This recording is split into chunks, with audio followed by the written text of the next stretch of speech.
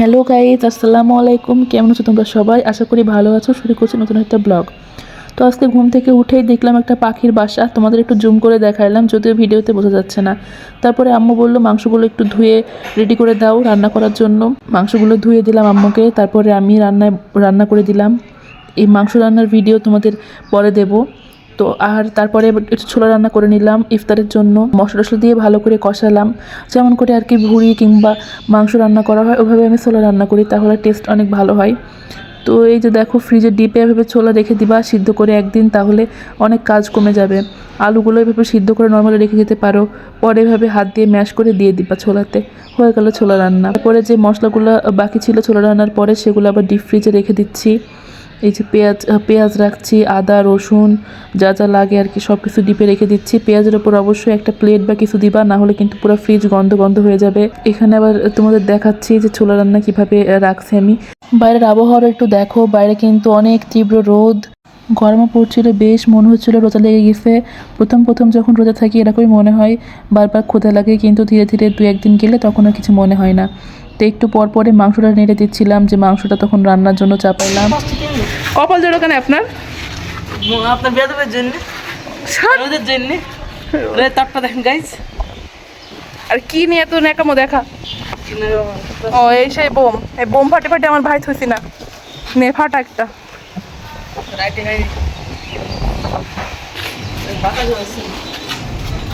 Guys এই যে দেখেন, আমার আম্মু কুল শুকাতে দিয়েছে, আর এটা হচ্ছে একটা গুপ্তধন। এর ভিতরে মিষ্টি দই বসিয়েছিলাম, বসেনি, বাধ্য হয়ে রতে দিয়েছি। বসতেও পারে, না বসতেও পারে। আমি আমাকে তো মেলা ভয় লাগে এইসব। ভালো হয়েছে, তোর দ্বারা কিছুই হবে না।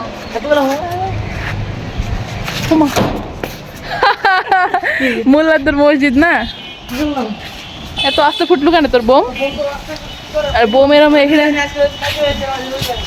এখানে এরকম স্পট পড়ে গেল কেন কালো? কি হয়েছে? কন্টেন্ট কিসের কন্টেন্ট? কি ওটা তুই আমাকে বলবি নি? শট! এতক্ষণ জোরে জোরে ফুটছিল, আর এখন তুমি ক্যামেরার সামনে এসে তোমার হাওয়া বেরিয়ে গেছে না?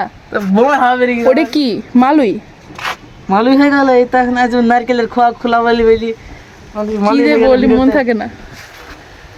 যে গাইস দেখেন কি সুন্দর বাতাস হচ্ছে। আর এই যে আম্মু পাপড় এখানে মেলে রেখেছে।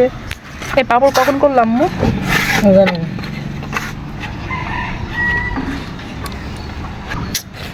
সবগুলো শেষ করছি, এখানে একবারে লাগিয়ে দে। টম এন্ড জেরি দেখিস নি? আজকে লাগিয়ে দে, এখানে লাগাই, কিন্তু আজকে লাগিয়ে দেবো। দিন কি করো, এটা দিন তো পুরো ফটো।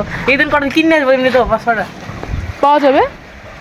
হ্যাঁ, বোম টোম ফাটিয়ে নিচে গেছিলাম, নিচে গিয়ে রেস্ট নিলাম একটু, তারপরে আবার ছাদে আসলাম। এই যে দেখো, সেই দইটা তোমাদের দেখাই। দইটা আমার কেন জমলো না তোমরা কেউ আমাকে জানিও। হয়তো বা আমি একটু ঠান্ডা অবস্থায় দইটা জমিয়েছিলাম, এই জন্য মনে হয় জমেনি। মিষ্টি দই ছিল এটা। এই কুলগুলো আমার এভাবে ফাটাতে কেন এত ভালো লাগে আমি জানি না।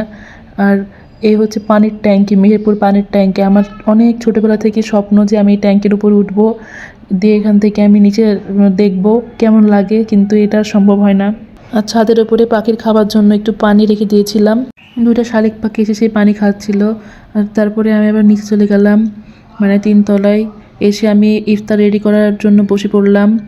তরমুজ কেটে নিচ্ছিলাম, ক্ষীরা কেটে নিচ্ছিলাম। আমি কিন্তু অলওয়েজ ইফতারে ভাত খাই, কিন্তু ইফতারে দেখো অনেকগুলো আইটেম আছে। সিঙ্গারা আছে, তারপরে পেঁয়াজি, ছোলা, অনেক কিছুই আছে। আর এদিকে ভাত, তরকারি, তারপরে ধুপি, ডাল, কুমড়া দিয়ে, মিষ্টি কুমড়া দিয়ে চিংড়ি মাছ রান্না, সব কিছুই আছে। বাইরের আবহাওয়াটা দেখা, এটা একদম আজান হওয়ার একটু আগে, মানে মাগরিবের আজান হওয়ার। তো এরপরে ইফতারের কিছুক্ষণ আগে, মানে আজানের কিছুক্ষণ আগে বসে পড়েছি আমি সামিত ইফতারের জন্য। তারপরে আমি খাওয়া দাওয়া শুরু করে দিলাম। প্রথমে ভাত খেয়ে নিলাম, ভাত খাওয়ার পরে এইদিকে ইফতার খাওয়া শুরু করছি। এর পাশে আব্বু বসছিল, আব্বুকে একটু ভিডিও করলাম। তারপরে একটু রান্নাঘরটা ক্লিন করলাম, করার পরে আমার ভাইকে একটু পড়াইলাম, মানে পড়াগুলো একটু বুঝাই দিলাম আর কি। আর না, আমার কিন্তু ট্রাইপড নেই।